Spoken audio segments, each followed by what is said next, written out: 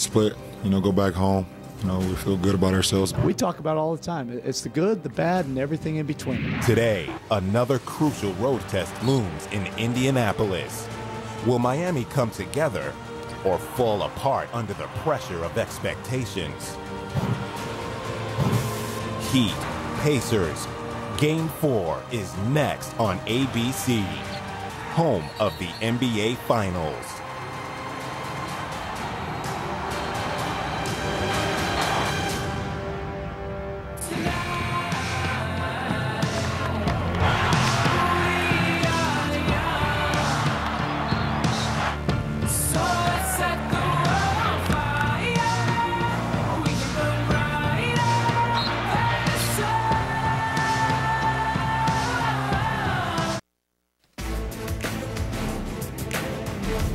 They were the favorites in the East, the path supposedly clear.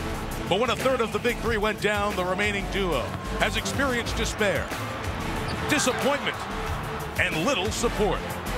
So the stage has been seized by the young and hungry Pacers, rekindling the passion of a basketball-crazed state. Now Miami feels the pressure. Can they even the series?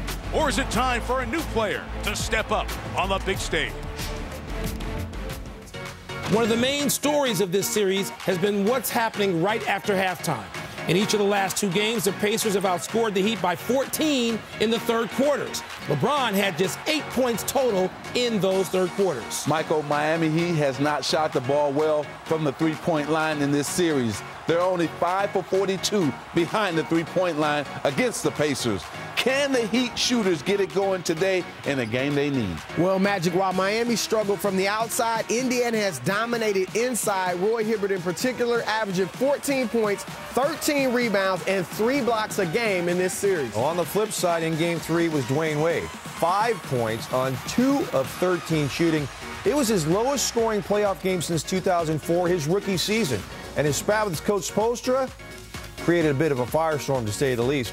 Here's a look at Wade in the series. 53 points in games 1 and 2, 5 in game 3. His shooting numbers way off, and 5 turnovers match his total heading into the game. There's no question they will get a better game from Wade today, but will it be enough? 100%. But said, even if not 100% physically, I can still beat you with my mind. I need to be a complete player. James Jones, you got to shoot well. You got to get the other guys going, because if the other 2 superstars, and Broussard, you keep saying they're 2 of the top 10 players in the league, they got to play like they're the 2 top 10 players in the league. The interesting thing, Magic, is even though they have 2. This is easily the most talked about incident this week. Dwayne Wade and Eric Spoelstra having words in the huddle Thursday night in Game 3. Both say they've moved past it. Both are downplaying it. Eric Spoelstra, and here's what he had to say. It was done by the next time out. And we both understand that it's a storyline, right now. But we've been around each other for a long time. We've been through a lot, and a lot worse than that. And that's part of being part of a team. 2 competitors. It's very emotional. Some of the conversations and interactions we have aren't for everybody's living room, but they're pretty normal in our living room. We're fine, and we're focused on what we have to do today. I bought that whole thing about how normal it is, except to players. I keep hearing from players and coaches saying, not this. It's a little bit different. Yes. In Game 3, the Pacers outscored the Heat by 25 when Wade was in the game. That number better change dramatically today for Miami as they get set for Game 4. Fairly studious D-Wade before today's game. And we'll have much more on the Heat as they look to head back home to Miami with a win.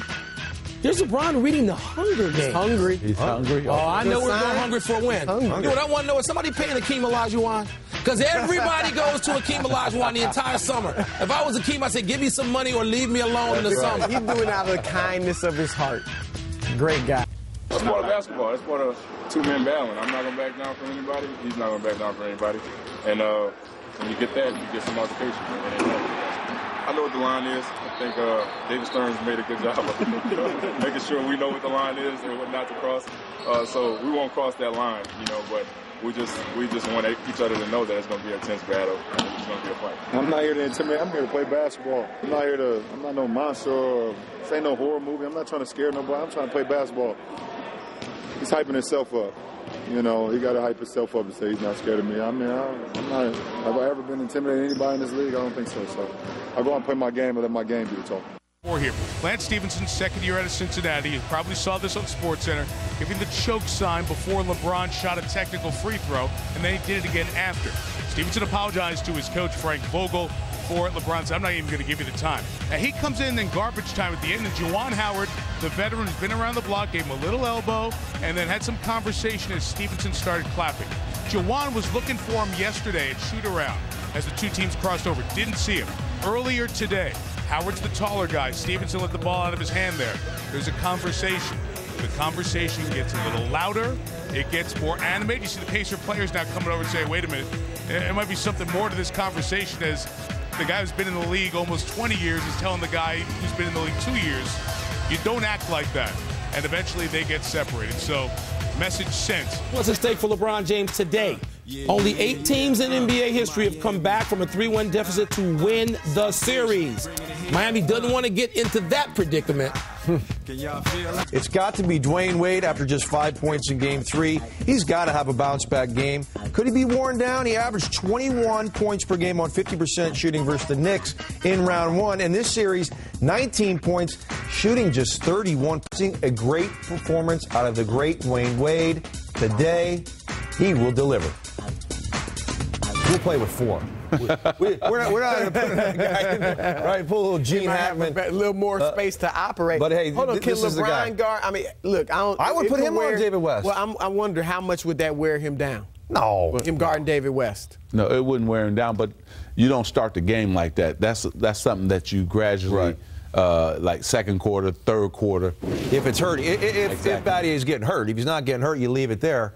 But this is the guy. Yep. We're all expecting D-Wade to have a big game for one reason. He's got years of having big playoff games. Yeah. Yeah. And also, too, he has to come back from that spat that he had with his coach, because all eyes is on him. So he must respond. And, you know. Today, the most significant game of the NBA season as the playoffs continue. The Miami Heat and the Indiana Pacers. On a glorious May Day in downtown Indianapolis, it's Game 4 of the Eastern Conference semifinals, and the Pacers trying to go up 3-1. Come on inside Bankers Life Fieldhouse that is sold out and rocking.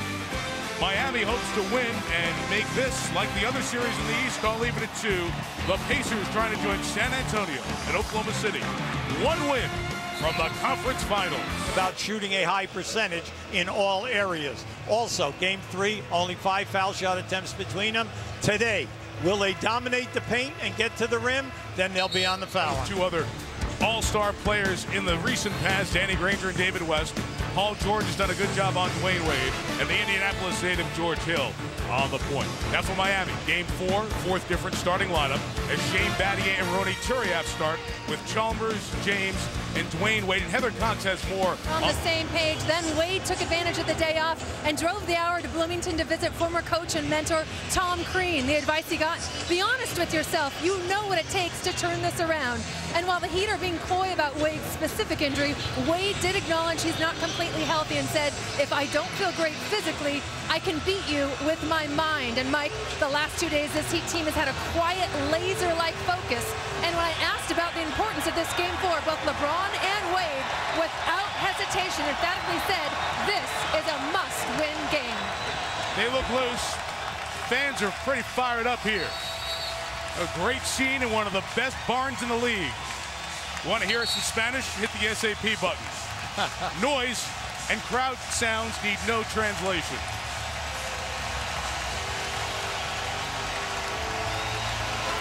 Keep an eye right here. We have 2 excellent shot blocking teams. They both are averaging over 6 a game in this series. Now, this is LeBron just taking it strong. Hibbert is not going to pay. Keep an eye on LeBron here now. He's going to attack.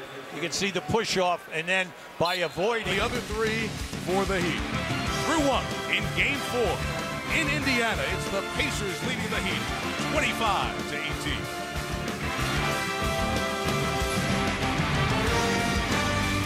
And then hit his medium shot. Now watch to the left side of here. Follow up. Beautiful. Remember now, this is a small second unit for the Indiana Pacers. No shot blocking. Great anticipation, and then LeBron James has been at that rim. Keep an eye on his baseline pass. That was beautiful. It was right through there, no chance for Hansbrough, and then Wade was already in the air by the time Hansbrough got to the rim. An opportunity, just watch. See, he could at least go for the shot block. If you're going to go for the foul, go for the shot block. If you don't get it, foul him while you're in the air. All right? Why pick up an unnecessary foul? Granger has been the mouthpiece. And come back for the second half with the Miami Heat. The Miami Heat going to try to avoid going down 3-1 to the Pacers. Hard to think a week ago, but belief watching these guys. That was beautiful. I mean, just watch the hit here. He's going to take this hit, and he still can control the shot where he can bank the ball off the glass. Here, starting in that second quarter. Look at the distance of that pass, because he was fronted down inside. Right, perfectly, right on the money.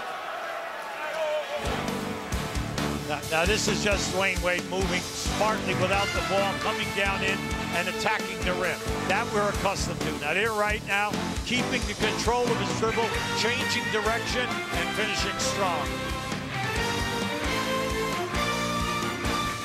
Happen every single time. Now this is just a strong move. Give it up wide. Two of them are playing together beautifully in the last 10 minutes of this game. Now keep an eye on LeBron going left. Now just watch this. Off the bounce. Wow. Boom. Right there, right on the spot. They had a 2-on-1 down in low. He made the right choice. On Indiana. And it's been a show in this third quarter by the two guys who were under the most magnified microscope. Dwyane Wade and LeBron James. All those field goals, all here in the third quarter, helping Miami take a 4-point lead. Take the contact and just watch how he controls the ball and then spins it off the glass. Just beautiful. No way, Barbosa. As soon as LeBron saw Barbosa pick him up, he just changed direction and attacked the rim. Udonis has some free throws. After 3, it's the Heat by 6. And the NBA playoffs will continue after this message. And then a word from your ABC station.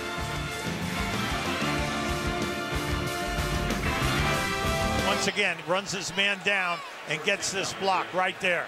All right, off the glass. Now when Barbosa... Udonis Haslem coming through down the stretch as well, as those three had 84, the Miami 101.